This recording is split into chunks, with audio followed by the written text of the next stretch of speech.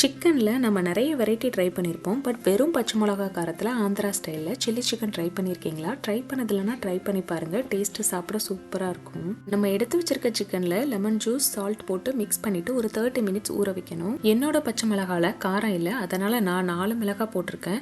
நீங்கள் 2 பச்சை மிளகாய் ஆட் பண்ணுங்கள் போதும். இது எல்லாத்தையுமே தண்ணி சேர்க்காமல் அரைச்சி வச்சுக்கலாம் இந்த மாதிரி. அப்புறம் பேனில் எண்ணெய் சூடானதும் அதில் ஜீரகம், பட்டை, கிராம்பு, ஏலக்காய், பச்சை மிளகாய், வெங்காயம் எல்லாத்தையும் போட்டு நல்லா வதக்கிட்டு அதில் நம்ம ஊற வச்சிருக்க சிக்கனையும் சேர்த்து மஞ்சத்தூள் போட்டு நல்லா பரட்டி விடுங்க. நல்லா வதக்குனதுக்கு அப்புறமா நம்ம அரைச்ச பேஸ்ட்டை சேர்த்து கரம் மசாலா போட்டு 5 மினிட்ஸ் நல்லா மிக்ஸ் பண்ணி விடணும்.